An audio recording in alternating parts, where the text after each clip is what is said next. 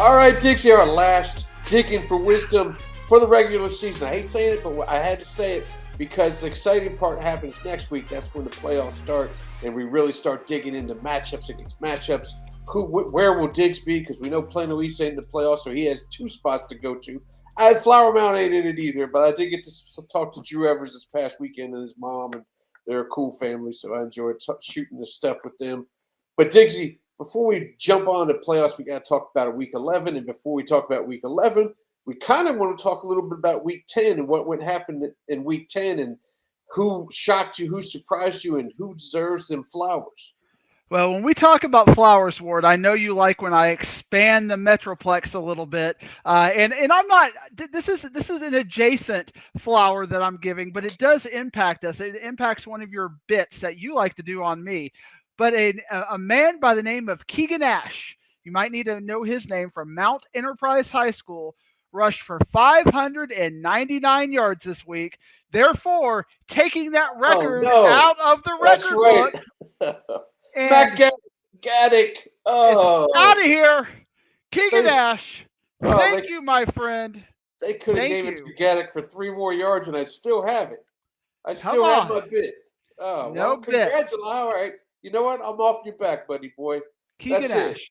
And because of that, kind of also the same week, this week, Plano East did defeat McKinney, just like your favorite professor predicted. This is the 4th straight year that Coach Benedetto has won a game where he has been a 10-point underdog on the computer polls. Coach Benedetto, even though it's been a bad year for the big picture, you got our guy Ward just throwing shade at you. You, sir, get some flowers for being the upset king. Next week, this is Allen week. You never know. We could do it one more time. And we got to throw him some flowers for the Bears today, too. His Bears came back and tried to give the game away, but then they said, no, I really want to get this win for Coach B. And they went ahead and got it for him. Hey, by the way, have either one of us stepped foot on Ron Poe Stadium field since that game? I don't know if I've ever been back since. Probably not. They opened up a whole new stadium and called it Gaddick Stadium to just for that one day, but no more. It is now Ash Stadium over in Mount Enterprise. We are very excited about it. And shovels this week are going to be very utilitarian shovels. Because let me give one flower out to Fort Worth, Carter, Riverside. Because we'll let you give some flowers. It's okay, Ward. This is week 11, and I've moved here in 2005, and I have not spoke about Carter Riverside on this podcast or anywhere else in week 11 ever. And they're being spoken of, and we'll hear about them a little later on in this deal because they're playing for a playoff spot. I got to give them their flowers for making their team out there relevant and in our eyes here in the last week of the season.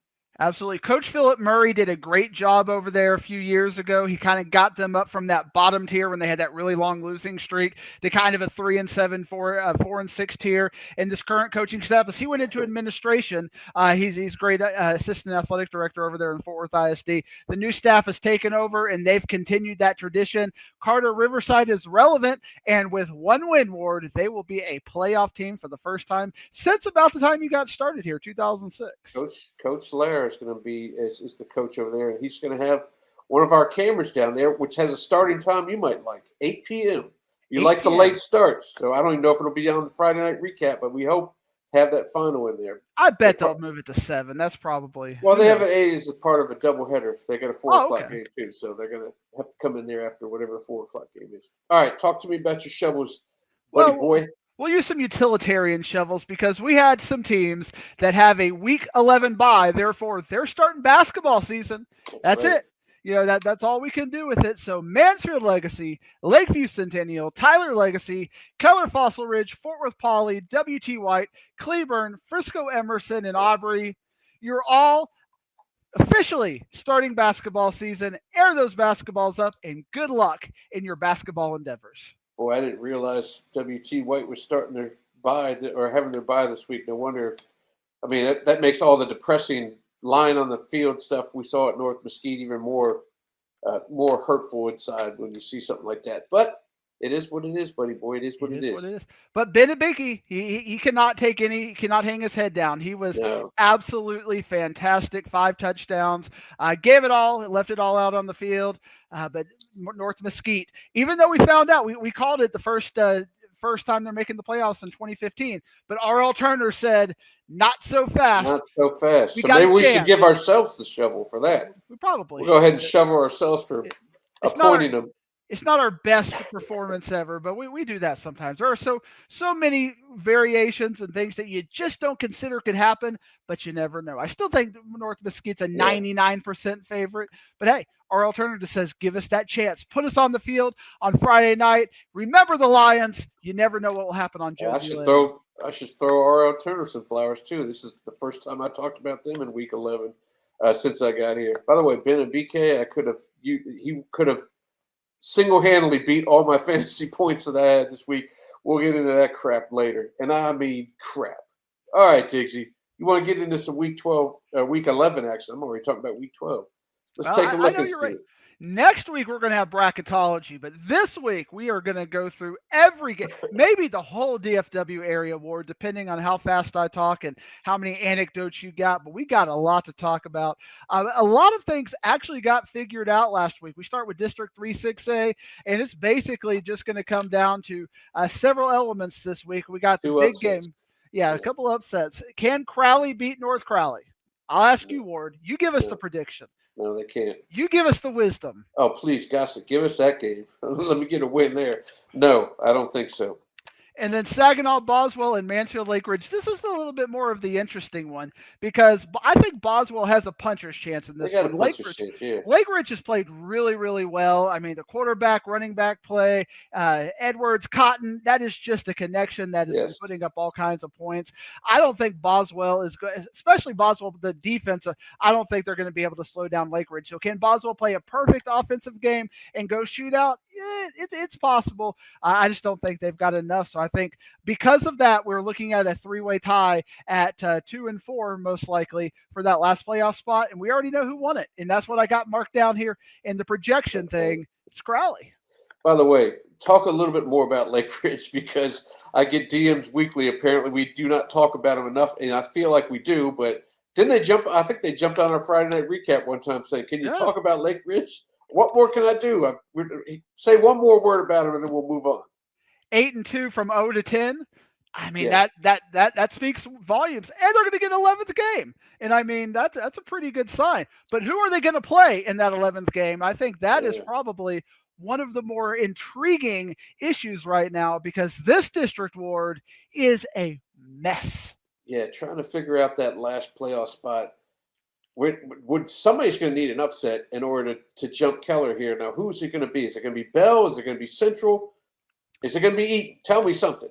Well, you love it because LD Bell is basically playing a meaningful game in Week 11, which means Pennington is going to be rocking. Yes. You're going to have Trinity and Bell. It's simple for Bell. If they can win this game, they are in the play. They're starting their playoffs right now.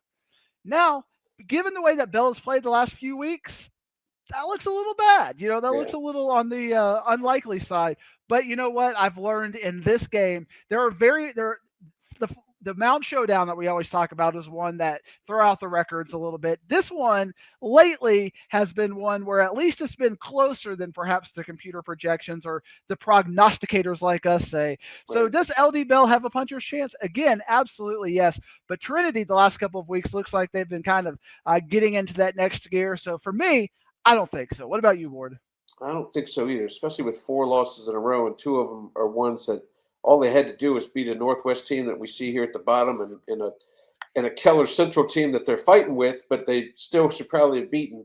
And they got stomped by them by 15, right? And they barely lost to Northwest. So they're, as you do on your rankings, trending downwards. They're trending downwards. So let's go to the next game. Keller Central versus Byron Nelson. Now, if Keller Central can win this game, they're in. But Byron Nelson has been beating these bottom teams the last few weeks dominantly. Yes. So I don't think they have much of a chance either. No. So then that leads us to the third set. The third game in this is Keller versus Northwest Eaton. If Keller can win, they're in, assuming LD Bell loses and Keller Central loses, which we think is possible. But you know what? Northwest Eaton had a really good chance to kind of put themselves in this mix. But what did they do last week? They lost to 0-7 Timber Creek. Yeah, now had they won that one, they were almost in the driver's seat, right? It was a win-in-your-in game with Keller. Win-in-your-in. But now we have a situation to where if Northwest Eaton can atone themselves, you look at LD Bell 3-5 if they lose, Keller Central 3-5. If Northwest Eaton can beat Keller, Everybody's 3-5. everybody is 3-5. So you're going to have a 3-5 team potentially make the playoffs. Right now, Keller Central is in the driver's seat with the point differential, but Northwest Eaton, if they can win that game by like 15, I think, if they can get, then they would be in the driver's seat to get that. But what that matters for is if Keller Central makes the playoffs, we're going to have to flip these projections around because that's going to send Byron Nelson to D1, which is a pretty big deal as far as that goes, because then you could see Trinity North Crowley first round game. That's right. Trinity and North, that would be a doozy. And then Byron Nelson would get Lake Ridge, right? Or no, yeah. But then if if as it is right now, we got South Lake Carroll and Byron Nelson on the D2 side of the bracket, which means they would take on the lesser half of the District 3-6A, which would be Mansfield and Crowley. So I think Byron Nelson, if they're feeling a little diplomatic, they probably want to go see Trinity play North Crowley after they had to take North Crowley on last year. Not saying that they would rest some starters. It's a big game for them as well, but they could do that personally by by playing some JV players or some kids that don't always get. You look at this thing. As you're saying, man, that Trinity Bell one is certainly not one you can just cast off. I say they're trending downwards, but you started off by saying good luck finding parking at Pennington. That place is going to be jam-packed, and they're jam-packed with rowdy, ruckus crowds that each team plays off of their opponent's crowd. If that stuff can get into a young Trinity player's head that may have the ball at a certain time, all of a sudden that tide turns a little bit. I ain't going to put my money on no Bell, but, hey, that has a chance. There's a spot there. Now, I know it's not going to be as big of a deal as maybe a South Oak Cliff or something, but what do you think about South Lake Carroll having the bye week this week? So they get 2 weeks to get into the playoffs. They haven't had a bye week at all this year, but they haven't really had a lot of competitive games. Do you think we might see a little bit of rust as they kind of get going? Because now they're going to have a week off, probably not a competitive first or second round game. Right. I worry about those things. Because then they'll see Prosper in the third, most likely, and that's having 6 games with no competition or no strong. That is a tough one to think about. I don't know who they play in round 2, but whoever it is probably not going to have the strength that Prosper has. That's a good point there, but they're just too talented. I'm not going to hang too much on that. Right. All right, 5-6A. What's Flower Mound's chances? All right, never mind. Next. It looks like these spots are already pretty much in. They're packed. I mean, Flower Mound's they're resting folks, so Hebron's going to get that win. One thing that I am bad about, Ward, and I'll just call out my own biases. I have a hard time sometimes in my head saying, well, if this really weird thing happens and this really weird thing happens, because if you look at this, you actually see in the standings, I've got Marcus is ahead of Hebron the way that the spreadsheet sorts it because they're both 3-3. Now, if Marcus can somehow beat Coppell and Flower Mound somehow can beat Hebron, Marcus is it. Yeah, these things don't happen though. These things don't happen. You're playing on injuries too. Both the Flower Mound teams have some significant injuries, and they're probably not as talented as the teams they're playing. That's a bad formula. But Little Elm is a team that I probably should have given flowers to. I gave him flowers on the dump. This is a team you can see at the bottom of the district, 0-9. But the last couple of weeks, they took Marcus to the last drive. They took Coppell to the last drive. I mean, this is a team that is playing out of their mind for being winless. The team I'm worried about is in the playoffs. When the playoffs come, is Geyer, only because Caden Cobbs is taking a beating. He's supposed, he went in. We have Zephyr Cry here, and he's going to be throwing a lot. I won't have to take a run of the low. But now, if you take Cobbs off the field, they're in big trouble because that quarterback situation really never worked itself out throughout the rest of the season. And he's getting the ball and taking beatings, and he's flipping over to the linebacker position where he's going to play in Illinois. So I don't know. I'm a little worried about them come postseason. Yeah, this district is pretty much. We talked about the hypothetical of Hebron and Marcus could flip, but Marcus is too banged up. I don't even think they would want to make the play. I mean, I'm sure they would want to make the playoffs, Yeah. but as far as that goes, I don't think first round game they're not going to have any sort of be a favorite or anything.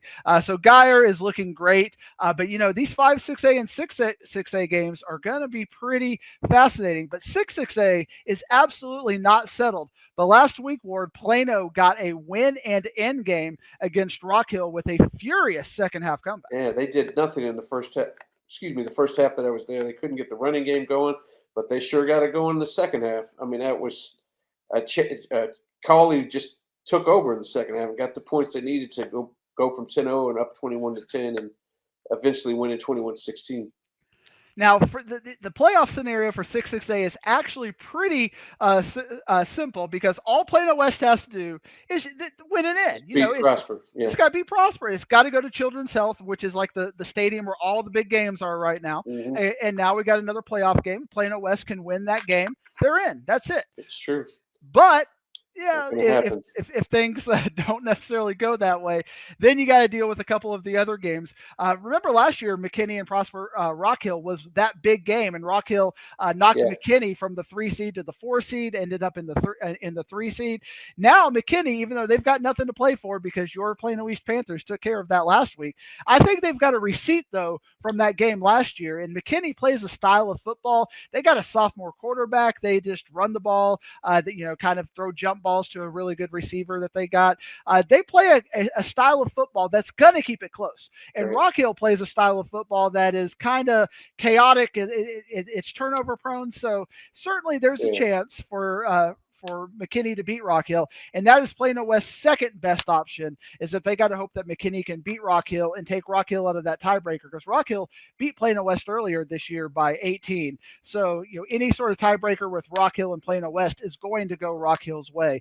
Princeton against McKinney Boyd is an interesting game, because I think that Princeton is just out of steam. They've lost 3 of their best 4 players. They still got Marcus Flowers, who's their best player, but everybody else is trying to figure out their role on the team. And you got McKinney Boyd, who has not got a win in district this year, who is going to be hungry for a win, who's going to have a depleted Princeton team. I like McKinney Boyd in that game to be a little bit of an upset. I just don't think Princeton lost by 6 touchdowns to Plano West last week. So I think they're out of juice. So I think that's going to take Princeton to a 5th loss. So it's just going to come down to, can McKinney beat Rock Hill or not?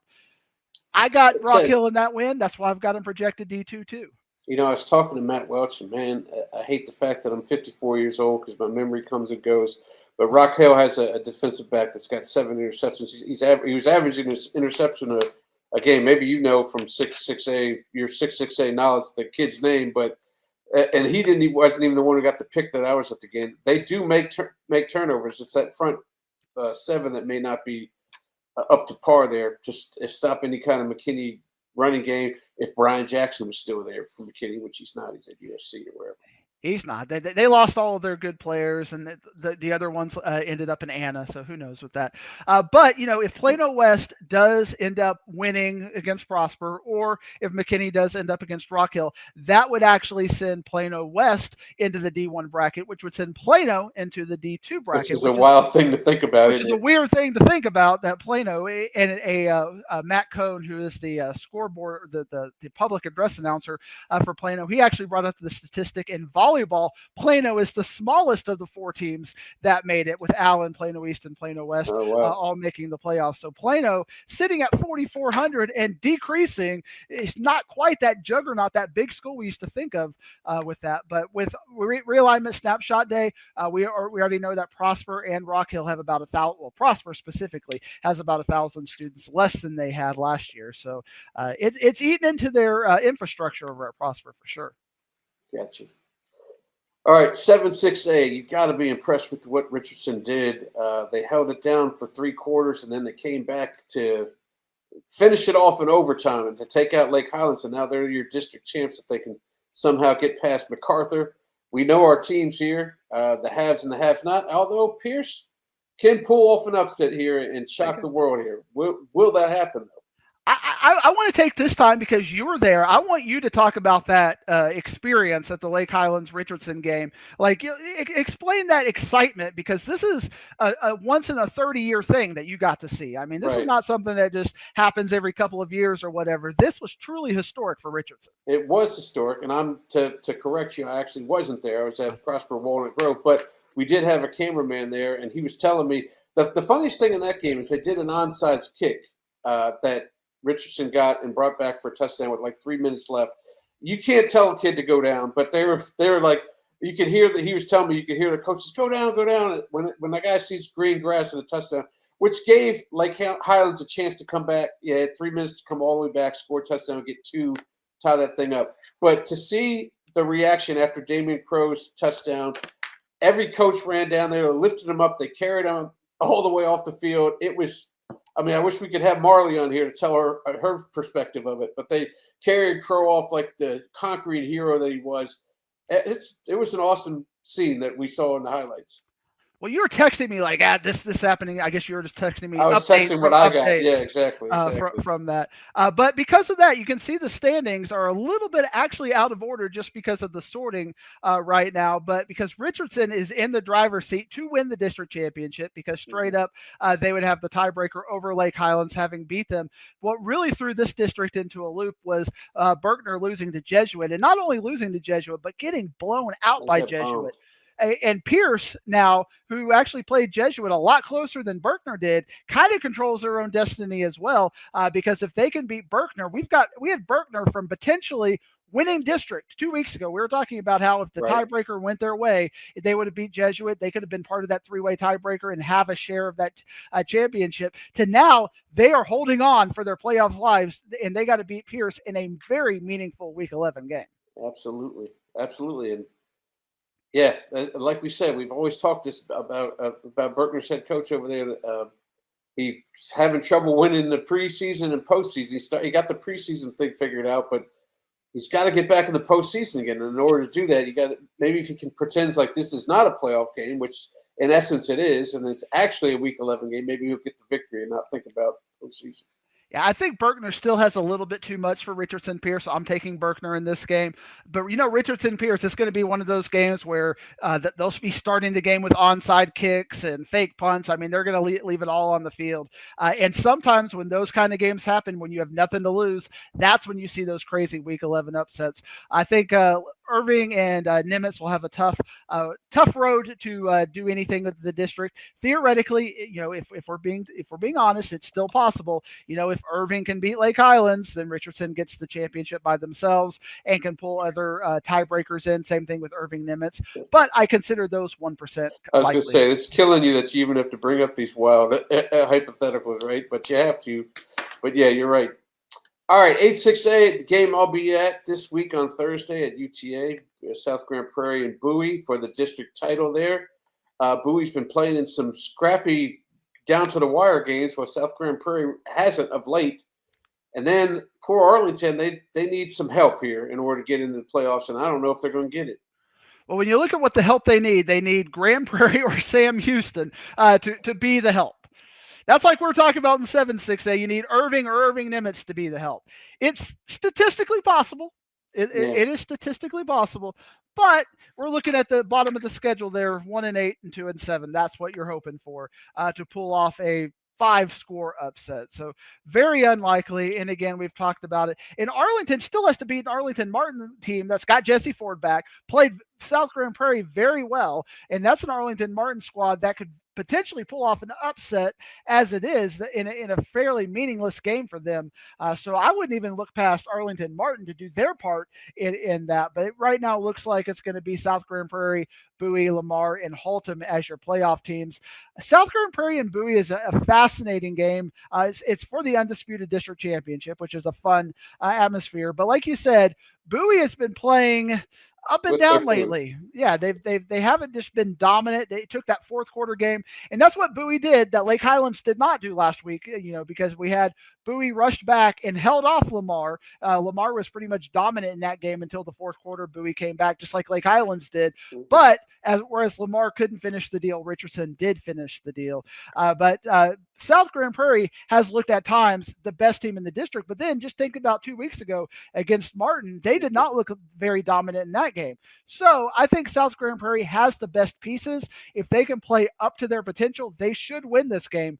But Bowie is good enough to where if South Grand Prairie has a couple of turnovers, Bowie can stay in this game. South Grand Prairie's got to get up big like they did on Lamar, force a couple of turnovers, and keep Bowie from kind of pecking away at him. Because if Bowie is in this game in the fourth quarter, they've shown they can win fourth quarter games. Yeah. And with Bowie, it's been 4 weeks of this mess too of struggling with teams not putting them away. But then, like you said, they know how to do it, so maybe they can do it.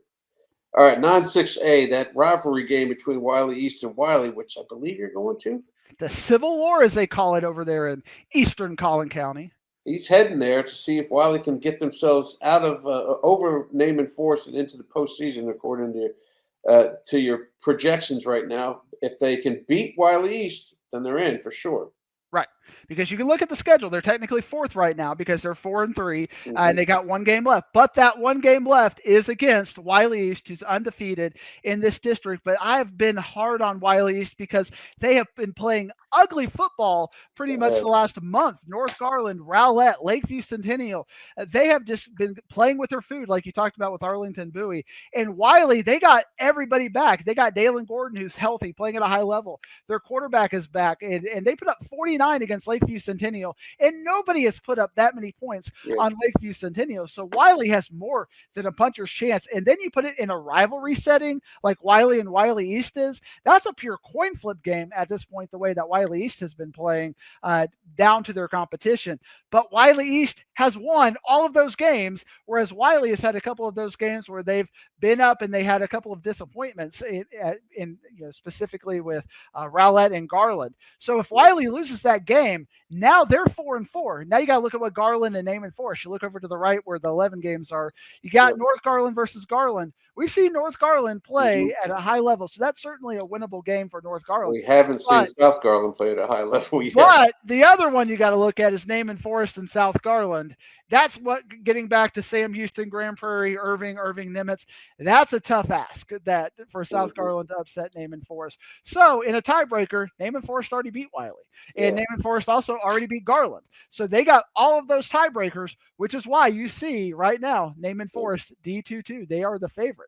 But again, if Wylie gets in there, it flips the seedings because now Wylie is going to be D1-1. Saxe would end up being D1-2 in that setting. And then Wylie East goes down to D2, where they would probably have to welcome Longview into them. Not that any of the matchups that they would have with 10-6A would be favorable, but certainly I don't want to see Longview traveling into my stadium anytime soon. No, absolutely not.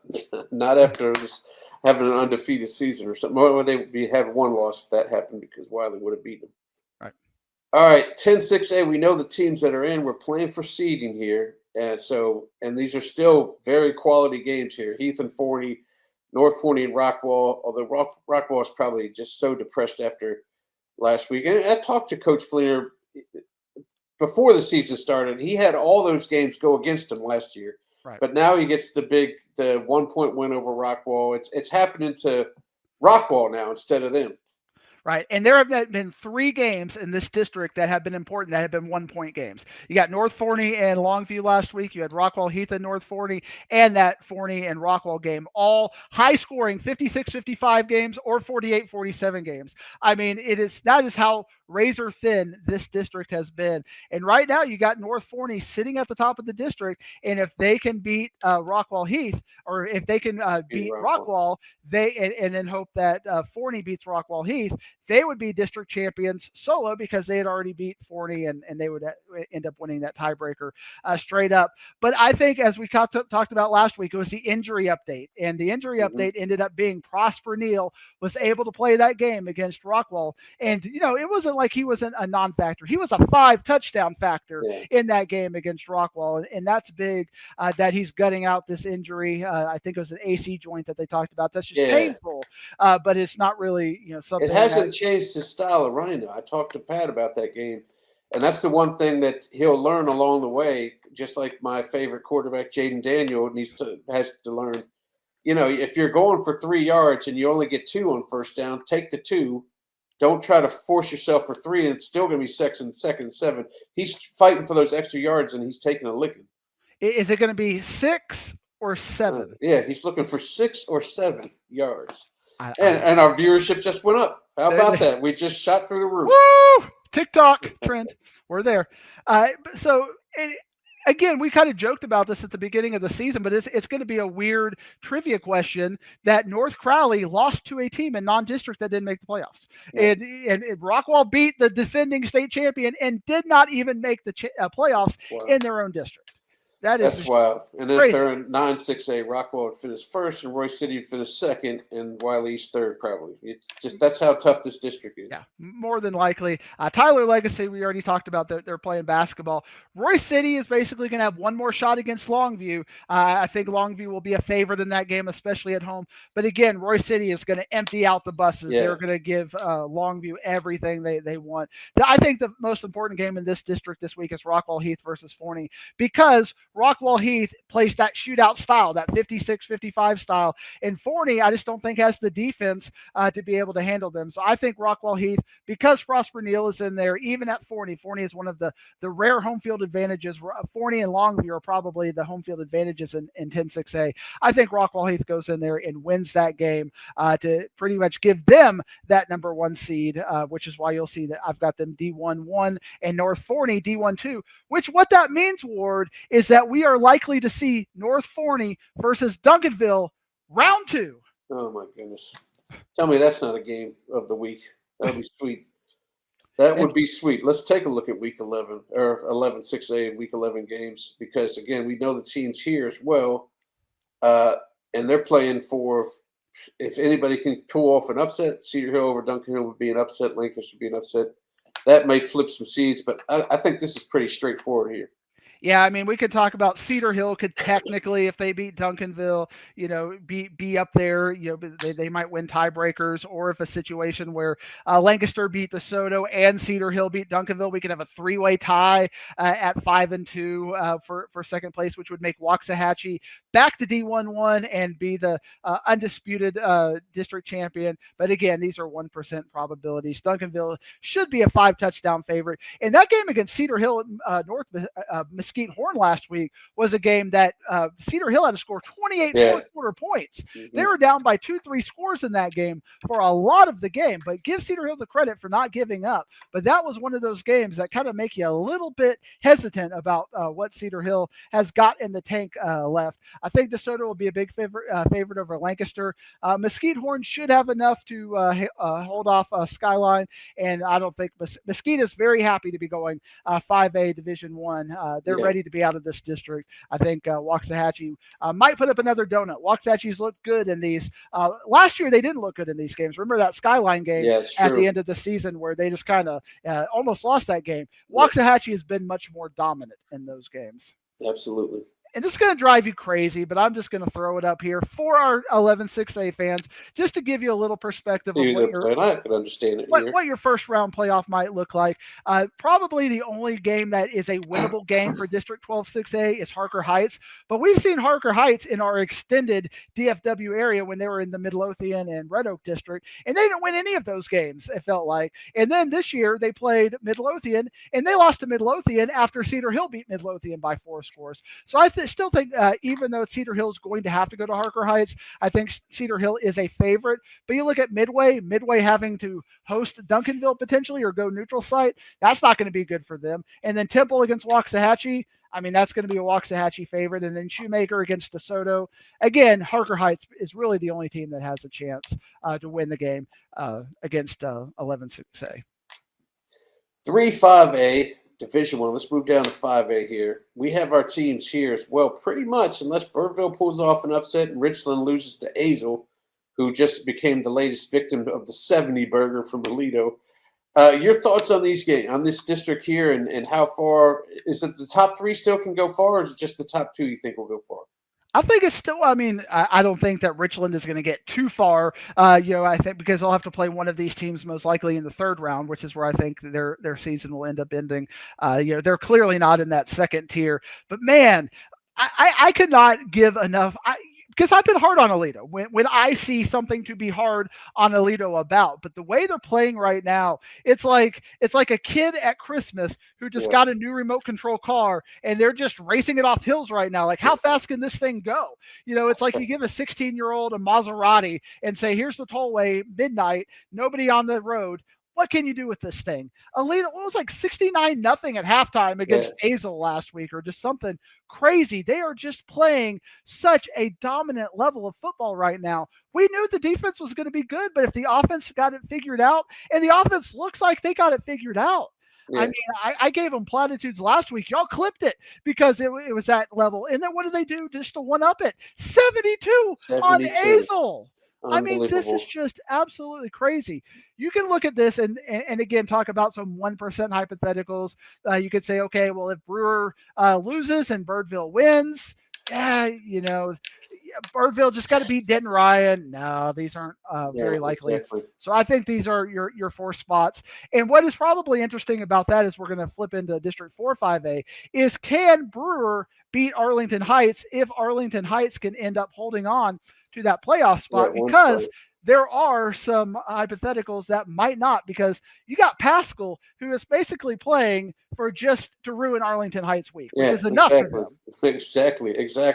And then Saginaw's got that big Saginaw rivalry game with Chisholm Trail, and that would just be kind of for seeding it in that purpose. But yeah, Pascal has a good team, a good Fort Worth team. I hate to have to say Fort Worth team, but they just did not get the breaks, man. Sometimes you have breaks go your way, sometimes they don't. So yeah, if they can go out and stymie another team, that's exactly what they want to do. Yeah, and O.D. Wyatt is actually sitting at the best position right now, because if you look at who they're going to play, Arlington Heights has a losable game potentially, a game that's at least in the conversation. Saginaw has a losable game potentially, but O.D. Wyatt, they're playing a team on the bottom half of the district. So O.D. Wyatt is sitting pretty much locked in at 7-1, whereas Saginaw and Arlington Heights could still lose, which could give O.D. Wyatt the 1 seed. And I actually think Brewer probably wants to see O.D. Wyatt more than they would want to see Arlington Heights, because I think in pure potential, Arlington Heights is probably the best team, but they haven't always played the best at times. But we saw with Arlington Heights, when they just took it to O.D. Wyatt by 4 scores, when they are motivated and they got everything popping, they are the best team in this district. But Saginaw was able to knock them off, and that's why we're in this situation. If all 3 of those teams win, Arlington Heights, Saginaw, O.D. Wyatt, then you got what I've got as the projection: Arlington Heights 1, Saginaw 2, O.D. Wyatt 3, Chisholm Trail 4. But Chisholm Trail could certainly flip that over Saginaw and then put Saginaw 4, which means Saginaw would get to play Alito. Woo! Don't think they want to see that. I don't think anybody wants to see that. I know my cameras aren't going to want to see that, and they won't be there to see it. All right, 5-5A Division 1. You got the projections. The only thing that can happen now is the game for the last spot there, McKinney North and Frisco. Is there a chance for McKinney North to beat Frisco and flip it? No, and I would say you can also say, because we got Reedy at Lone Star. Right. Reedy, if they win that game, could get into a 3-way tie with Lone Star and Wakeland. And I've had a lot of Twitter beef with Wakeland fans over the last month or so, and I'll expand a little bit on it here, because you and I we talk about it all the time, that we saw Reedy and Wakeland, and we thought, both of us thought, that Reedy was the better team, even though Wakeland lost. Every single game that they played from there on out, when you look at the comparison, Wakeland and Reedy has played the team much better than Wakeland has. Wakeland had to score on the last play of the game to beat Frisco, whereas Reedy won that game by 4 scores, with Reedy scoring a late touchdown just to make it a 3-score game. So I think Lone Star and Reedy is a little bit more interesting than Lone Star and Wakeland, despite the records being a little bit off. But at the same time, we watched that Lone Star, at least I watched the Lone Star and Wakeland game, and Wakeland had a lot of turnovers, which kept that game only a 21-point margin. So I think if Lone Star could actually win the game against Reedy more, even though Reedy might be a more competitive team. So that's going to be something to keep an eye on, that if Reedy gets 3 or 4 turnovers, maybe, but I think Lone Star is going to be looking, I think that's what Rayburn's going to be preaching to his team, is that we have to go into the playoffs at a high level, because look at what Alito is doing. Look at what Alito, if we want to be in that conversation, We got to start winning games like that. And I don't know if he would necessarily directly tell his team, look at Aledo, but I know that's what him and his coaching staff have to be saying, is look at Aledo. Look at what Highland Park has been doing the last couple of weeks while we're having 3 turnovers in a game against Wakeland. You can't do that in big games. And I think that's what the mindset that Lone Star's got to have against Reedy, which is why I think they'll be a favorite. Frisco, I mean, McKinney North lost to the last place team last week in Frisco Heritage. So I think, they have a chance because all you ask for is one game. Even though you can wipe out the record books, wipe out everything, you're just looking for one game. Frisco's just got too much offense. I think they're going to be a favorite. But McKinney North, I think, is going to be able to put last week behind them because all we need is that one game, just one chance. One win. And then the fourth quarter, they were down by like 3 scores at Heritage at one point, and they were driving at a chance, and then and Heritage had to kick a field goal to win that game. Right. So they did show a lot of heart in that fourth quarter, but I think Frisco is going to be a prohibitive favorite. And now kind of interesting situation. If Heritage can end up beating Frisco Centennial, they could have gone from 9th place all the way up to 6th place. Yeah, that's something to play for. That is true. That is something to play for. And Frisco's and McKinney North are playing for the right to play West Mesquite, which is probably, as we flip it, the only 6-5A Division I team that'll probably win in the playoffs. They got a home, at least it'll be competitive if they don't win. They got a home field advantage against Frisco when they come through there. West Mesquite just stomped out the last 2 undefeated teams in the district easily. Both of those games were pretty much done in the first quarter. We kind of knew they were the best squad there. But we talked about at the beginning. Give us a scenario for the last spot here. We feel like North Mesquite's in, but there's one little caveat. Yeah, I mean, you look at it, or you look at the Week 11 games, R.L. Turner at North Mesquite. You look at R.L. Turner, if they win that game, that's 4-4. You look at W.T. White, they'd be 4-4. You look at North Mesquite, they'd be 4-4. We got a 3-way tiebreaker at this point. W.T. White only beat R.L. Turner by 6 points earlier in the season. So a situation where if R.L. Turner can beat North Mesquite by 7, they would win the 3-way tiebreaker and they would be in it. So that was a situation that we had not perceived of or thought about going into it, just because we kind of view this in tiers. We kind of view this as realistically, we got 5 teams battling for 4 playoff spots. It is statistically a possibility, but North Mesquite, I think, is going to be a 3 to 4 touchdown favorite in this game. So I think they will win and go out on a high. Newman Smith Creekview is a little bit more interesting because I think you could argue that Creekview played West Mesquite better than Newman Smith played West Mesquite. So if you look at that, I think Creekview might be looking at this as their chance to get a 9th win, which is big for them. But Newman Smith, I think, is still a little bit of a favorite. I think they are able to run the ball and throw the ball, and Carrollton Creekview has no defense. So I think you're going to get into a shootout, and I think Newman Smith would be comfortable in that setting. Creekview just makes too many mistakes on the defensive side of the ball. You say Turner has to only win by 7? Yes. Okay. Well, if you're going to win, you're probably going to win by a touchdown. Now, granted, they're favored to not lose or favored to lose by 3 touchdowns, as you're saying. But if they're going to win, it's going to be, at least it doesn't have to be 2 scores. That's even more to ask for.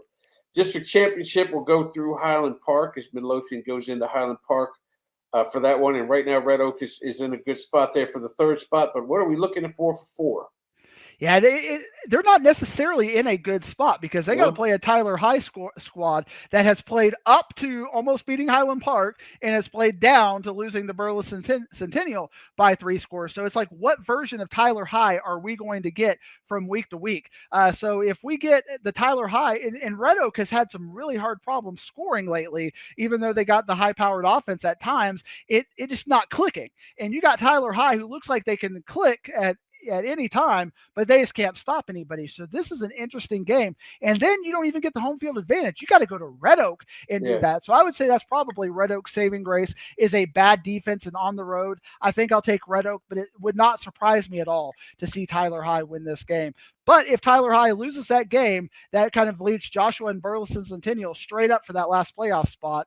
I think Joshua might have got it figured out at home. I'm going to give Joshua the edge. But Burleson Centennial, has kind of a big brother, little brother mentality with Joshua. I think they look down on Joshua. And I mean that kind of lovingly, that they just think they're a better program, better school. Joshua's never won that game to like say, okay, we're a better team than Burleson Centennial. But Joshua's got a really good defense this year. So I'm going to give Joshua the edge, and I'm going to give them the 4 seed.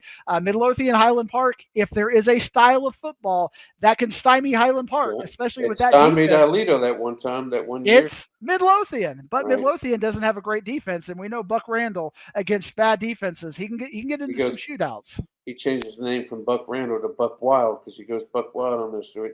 By the way, I'd love to see. I mean, I'm not picking favorites, but to see Joshua make the postseason and make that overtime win over Midlothian not mean nothing, actually mean something, would mean something to me. So that would be pretty sweet. 3-5A Division II. Argyle's got it wrapped up as the number 1 spot, but we have a game to get into the postseason. It's Summit. It's Arlington Seguin. There'll be cameras there for sure. Who wins that game? And then talk about you look from your projections that you say Summit wins, which will shoot them up past Timberview. It would, because we would have a 3-way tie at 6-2, and that tiebreaker has already been determined. Colleyville Heritage would be the 2 seed, Summit would be the 3 seed, Timberview would be the 4 seed. It's crazy because if Summit loses this game, then Timberview, who's done, they're just sitting there watching it all, they would go to the 2 seed and get a home game, or they got to travel against the district champions, Walnut Grove. I mean, that's how one play in this district can completely flip everything, and that game is Seguin and Summit. If Seguin can beat Summit, they will end up being in the 4 seed. That would put Timberview 2, Heritage 3. Heritage has got to go on the road to Melissa at that point, whereas Colleyville Heritage would then be entertaining Anna if these things hold off. And we already saw Anna is very comfortable going to Colleyville and winning a game pretty convincingly there. So that is how crazy this district is, that anybody from Seguin all the way to Timberview still has playoff aspirations and playoff hopes. I just think Summit has too much depth. Seguin, when you got Chevy Andrews on the field, he can make anything happen, but the defense also lets everything happen. You got a Darian Nettles, you got Ian Gebhardt, who have played good football, and it's at home. I think Summit is going to win that game, which will keep that tiebreaker the case. But again, one game for everything. That's all Seguin wanted, was to have that chance, and they got the chance. And interestingly enough, Colleyville Heritage has played several games this year where they play with their food a little bit. They only beat Burleson by 2. Now you got Colleyville Heritage Grapevine, which is basically a rivalry game. It's they share a stadium. They share a stadium. And Grapevine had that one win where all of a sudden we were thinking about maybe Coach of the Year, and that was their one win over. Yeah, exactly. And so I think they are good enough to have a one game where they could. A rivalry game where they could play a little bit better. I was wondering if you're going to get to that, because most obviously in years past we'd say throw out the records for Heritage and Grapevine. I don't know if I can throw out that 1-8 record. I'd like to be able to throw it out, but I just don't know if I can. I think Heritage wins this one. They probably win it big. But Heritage hasn't won any game big this year. That's kind of the problem with Heritage, is that they've won they've lost a 1-point game, they've won a 1-point game, and they've won a 2-point game. They would have been a perfect fit for 10-6A with all of those games over there. So Heritage has not played great. And remember, they were getting bodied by Red Oak even in Richland at one point. So there are just situations where Colleyville Heritage has had games where it's just the Bodie Weaver show, and he's had to will them on. So I would say I'm not as confident as you are that they're going to blow out Grapevine. Favorite, yes. Blowout, I wouldn't go. Not a blower. Okay. Well, we shall see. 4-5A Division II. I looked in Tommy Allison's eyes, and he looked relieved. He wasn't rejoicing that he won the district title. I think he just looked relieved. I don't even know how to say it. I don't know why he felt relieved, but it looked like it. He looked dazed after that game. Maybe it's because this end of the season's kind of taken a toll on him. He's had to use Cam Newton like crazy, like we talked about, but they got it. They got their district title there, 7-0. We kind of figured the 4 teams a couple weeks ago. Now we pretty much know the seeds here.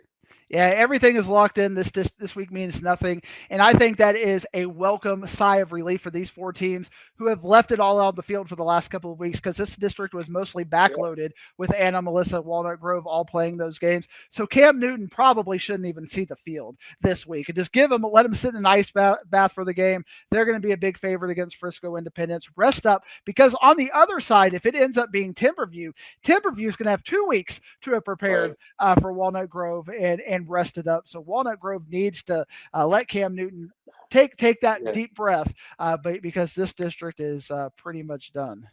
And the one game we do know is Lovejoy and Argyle, the two of the best head coaches probably that DFW's ever seen, going at each other in the first round. 5-5A Division II. I got off a call before we got on this with a Houston coach down there in Dickinson, and apparently the North Shore coach, when everybody asks him, he says that SOC is the best team. It would beat every team in Houston. It's 6A all the way down to 1A. That's now it could come from getting beat by him. He's trying to save face, but he's saying that he hasn't seen anybody, and he's in 23 6A, so he's seeing Summer Creek, C King, and Atascocita. He says South Cliff is the best team out there. What does Richmond Randall say about that? Yeah, exactly. Coach Randall's like, hold on a second here. They ain't better than us. But anyway, they start playing meaningful football next week. Yeah, a couple of meaningful games in this district, though. Hillcrest, Woodrow Wilson, that's for a home game. Hillcrest wins, they get the home game. Woodrow Wilson wins, then they'll get the home game. Hillcrest would potentially fall to the 3 seed. But if Woodrow Wilson loses that game, then it goes down to Samuel and Seagoville. What can they do? Seagoville should be a favorite over Adamson. Spruce should be a favorite, or Samuel should be a favorite over Spruce. But that is the old Pleasant Grove rivalry again. So can Samuel hold off Spruce? I think they'll be able to hold off Spruce and stick in that 4 seed. I like Hillcrest to beat Woodrow Wilson. I think SOC should be able to hold off Thomas Jefferson, even though we got that score update that said that Samuel was beating South Oak Cliff by 42 earlier. But short of something, a data entry error like that, I think South Oak Cliff should be a favorite in that game. Absolutely. 6-5A Division II. You were telling me about the point differential. Was it you or Step about what has to happen to Corsicana Ennis for Corsicana to make the show? We're all talking about it right now because this is the first time that Corsicana Ennis has been meaningful in a while. And when Step and I both got we're getting our start back in 2005 or so, it was Corsicana Ennis, like one of those rivalry games that was up there, with anything like the Mound Showdown. This was the Battle of 287. Waxahachie Ennis was up there. So it is good to see Corsicana and Ennis playing a meaningful game. And if Corsicana can win this game by 8 or more, they will jump up to the 3 seed and basically knock Ennis out of the playoffs. So this is quite a meaningful game. But with Wendarius Jones, I think they're going to have enough. But man, Ennis has been playing with their food for a couple of weeks now against Crandall and against Mesquite Poteet last week. And you got Corsicana who's hungry, who feels it, like their whole community is hyped. So it is certainly a 60-40 game at the very least for Ennis. So that you're giving Corsicana a 40% chance. That is all they could want at this point. Corsicana's got a powerful running game as well. I mean, their running back was awesome in their game against Kaufman the other day, and has been the whole season. He's a UNT recruit. But the other 3 games, Crandall should take care of. Yeah, if anybody that wants to see, if any team wanted to see Greenville at this moment, it's Crandall after some of the losses they've been taking of late. So they're happy to see Greenville so they can get in the postseason. Can we talk small school, Ward? Can you and I talk a little small school? Let's go ahead, man. Let's go a little lower than 5A, shall we? Well, let's just kind of go quick hits on this. Go ahead. Alvarado is looking fantastic. They're the number 1 seed. They got Kennedale, which is technically one of those South Grand Prairie Bowie games that's straight up for district championship. They're still a 5-score favorite in this game, Ward. Yeah. They got things, and Ranchview, if they can beat Lake Worth, we could potentially have a situation. I would give it a 1% chance where if R.L. Turner can beat North Mesquite by 7 and Ranchview gets in there, we get to see all 4 Carrollton teams. All 4 Carrollton teams in the playoffs. Somebody get Kenny on the phone. Kenny? But I got Ranchview making it over Lake Worth. The Bullfrogs have had a tough season. Castleberry has played a pretty salty schedule this year, so I give Castleberry a little bit of love. The District of Doom in 4A, 7-4A, it's pretty much sorted itself out, but there is a meaningful game this week. Yeah, Panther Creek and Sulphur Springs there, right? CU gets a home home field advantage. What is your thoughts on that? Is our guy back for Sulphur Springs? Is he back I, behind center? I think he's probably a week or two off still. But Panther Creek the last couple of weeks, it's been a little bit Yeah, off it there. I has don't been. ever since the Salina game. So certainly Sulphur Springs has more than a fighter's chance. If this game were at Sulphur Springs and they had their quarterback, Yeah. I would probably lean towards Sulphur Springs. But I think I'm going to take Panther Creek in this game. Yeah. Paris is in at that 4th spot, and they're going to play the first seed out of District 8-4A, which could be either Carter Lincoln or Kimball, because this week we got Carter Lincoln, which could flip this district upside down. Oh, yeah, But I think Carter will take care of business. But I don't think any of these teams are going to win in the first round. I think all Pinkston has to do is beat Conrad, and they should end up in the playoffs, unless North Dallas could beat Kimball, which I don't think is a likelihood. But unfortunately for District 8-4A, I think we're going to see a clean sweep. 7-4A is a very, very strong. So district. you'd look at Lincoln taking on Panther Creek. Yeah. Kimball taking on Sulphur Springs. Okay, yeah, that would be pretty interesting. All right, 3-4A Division 2. Talk to me about this. Yeah, Brock basically won the district championship against Graham last week. We're going to see Eagle Mountain and Graham playing for the 2 seed, which is an interesting game. I would have kind of edged toward Eagle Mountain in this game, but last week Eagle Mountain only beat Mineral Wells by 5. So I think I'm going to probably take Graham in this game. I'm a little bit worried. I was thinking Eagle Mountain might have a little bit more. Remember, they beat Grandview. They were looking great at times in this season. Or Grandview beat Eagle Mountain, but Eagle Mountain has a couple of meaningful wins. But I think Graham will take care of business and get to that 2nd seed. And then they will be looking at a Glen Rose team that has just gone on a terror after starting out 0-5. That's wild. You look at the overall records in this district, and there's good teams in this district, but it's all around 500 except for Venus. Yeah, Benbrook has taken some shots on the chin this year, and Glen Rose beat him by multiple scores, so did not look good for them. 5-4A, this was a district where everybody who won last week got 70 on the scoreboard, so it's a high-scoring district, but we pretty much know what the district is going to be with Crum, Singer. Caddo Mills and Van Alstyne will be for seeding, so whoever wins gets 3rd, and whoever loses gets 4th, which could be meaningful because one game that I know you're got on your radar is Canton versus Sunnyvale, which is all of a sudden a lot more interesting than we thought. I want to hear your analysis of this one because it's going to sway where I send shooters this week. I actually, believe it or not, have a shooter right now at Exxon gassing up his car, thinking he might go to Canton. But the way you talked about Trinity and Bell, I may flip to that one because that wasn't on the schedule, believe it or not. And to pull the curtain back, the reason why it's not on the schedule is because I wanted to delete at least one game because Professor Diggs is going to be making his TV debut this weekend, and I want to give him all the time he can to analyze these games. And because he's on there, now I'm also giving producer power. Am I going to Sunnyvale Canton or am I going to Pennington? Go ahead, take it. You're going to Pennington because I think Sunnyvale is a 3-score favorite in this game. Okay. I mean, Canton had a nice win over Quinlan Ford, and if you look at the comparisons with how Canton beat Quinlan Ford and Sunnyvale beat Quinlan Ford, yeah, you can say, okay, well, that was kind of close, but Canton played nobody in non-district. Sunnyvale was playing elite teams, so this game is, I think, Sunnyvale's opportunity to make a statement, and I think Sunnyvale relishes that chance to finally make a statement, especially given that this is straight up for a district title. Their coach is going to have them fired up, but Sunnyvale should win this game by 3 scores. That's not to say that Trinity won't win the game by 3 scores. But if you want, good shots and action and craziness, I think Pennington Field is going to give you more of the crowd vibe than a Canton squad. Now, Canton does have a good home field advantage, but 1,500 people versus 15,000 people. Yeah, exactly. I think is a little bit of a different feel. Well, that makes my fantasy pick feel pretty good. All right, talk to me about we're down into 3A now. We're talking about Peaster and Vernon seems to be the big matchup in this one. Tell me your thoughts on that one. Yeah, I think Peaster has a good chance to beat Vernon because Peaster probably should have beat Paradise. But again, I just think of that Richardson Lake Highlands game as the metaphor for some teams can finish it off in the 4th quarter when they've been up all game, and some teams can't. And Peaster is still a little bit new to this, and they couldn't. But I think against Vernon, they should be able to win, especially at home. I think that'll be a little bit of home field matters when we get down into 3A and 2A.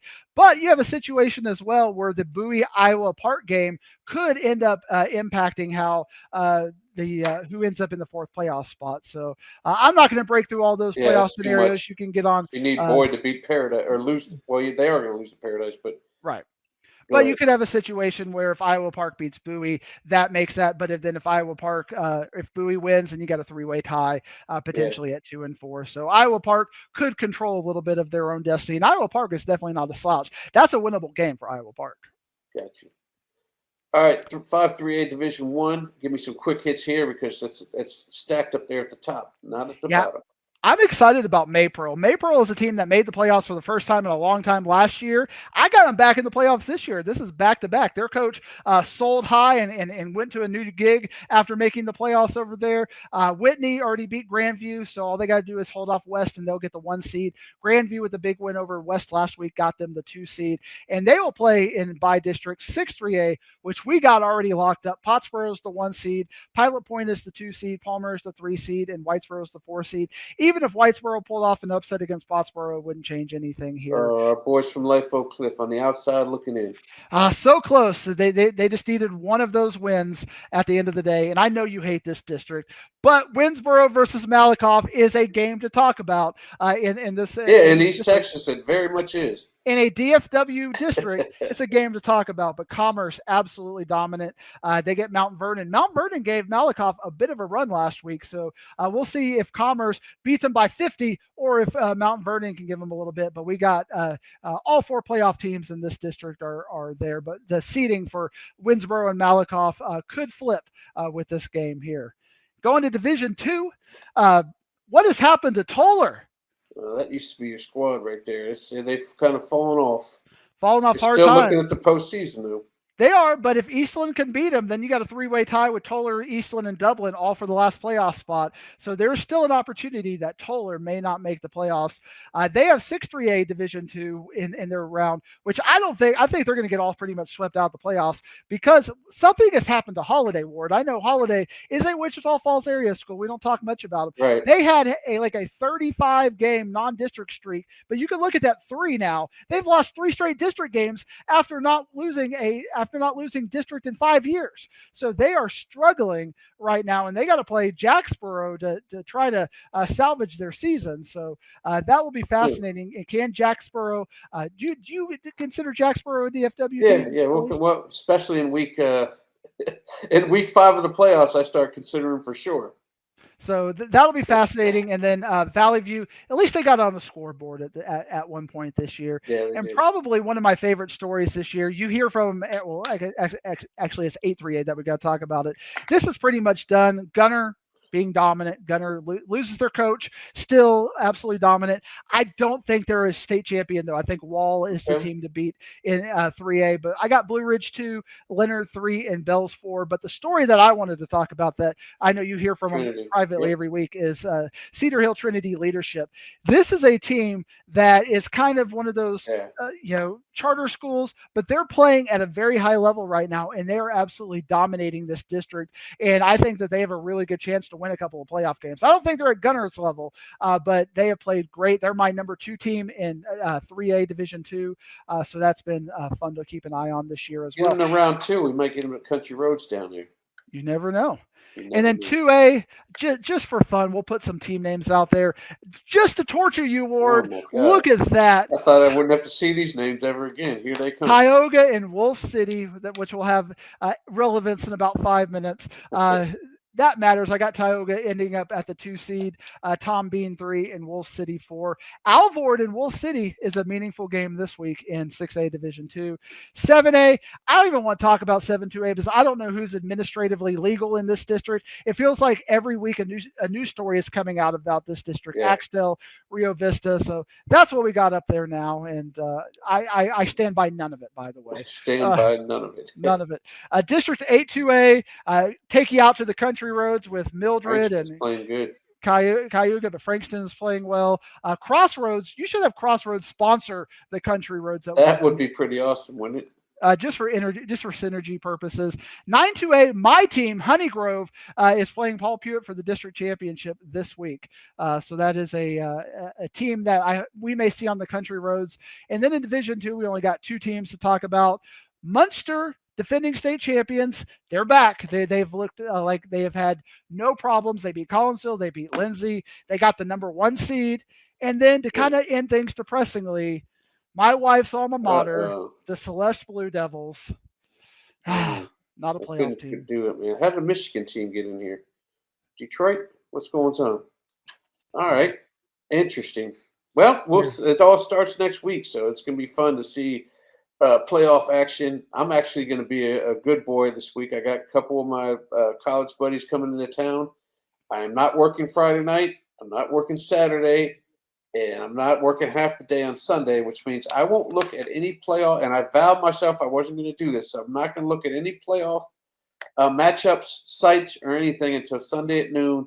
And then after that, all heck breaks loose because I'll be sitting here on the computer forever because literally it's my favorite time of the year, being able to punch in where I can get cameras to, not just here, but in Houston.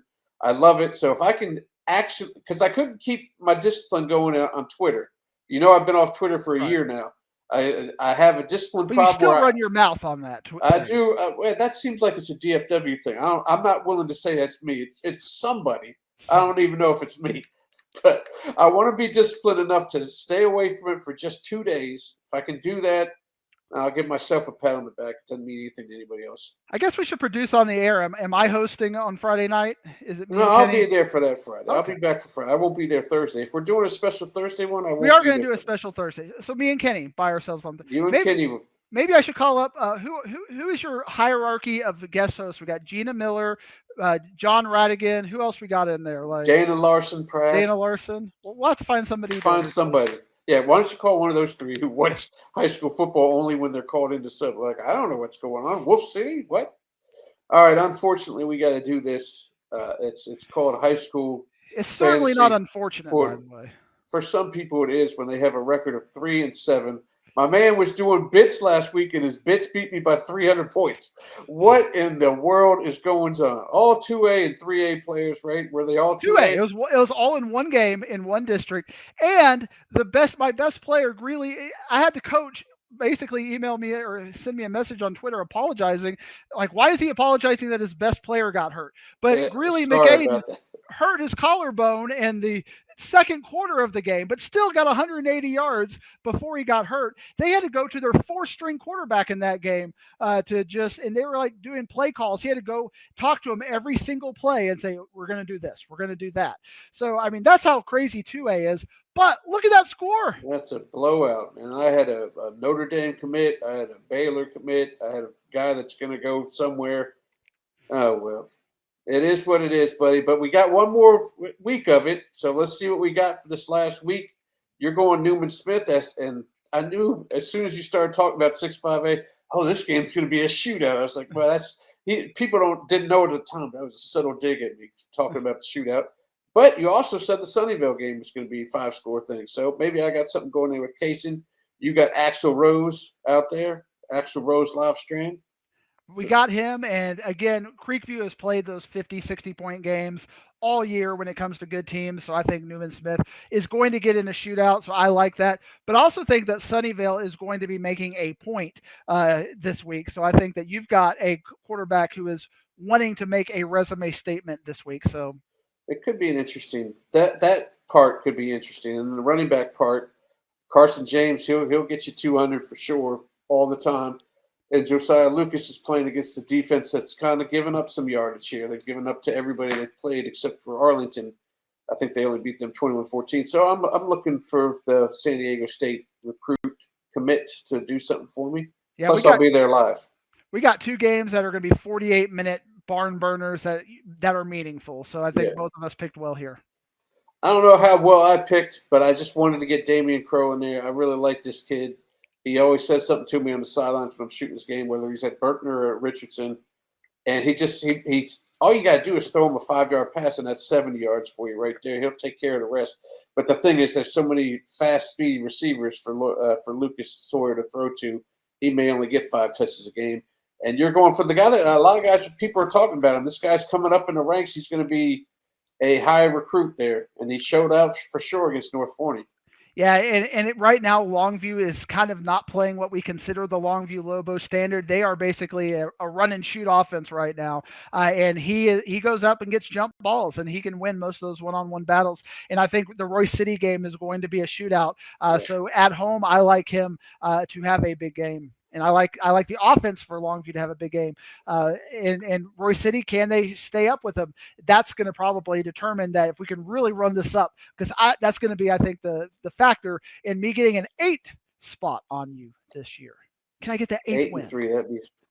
Let's just get a competitive one. I can't have a 300 game loss again, 300 point loss. That's ridiculous. All right, like I said, y'all tune in this weekend. Dixie's going to be there live. He's going to be suited up, 3-piece suit.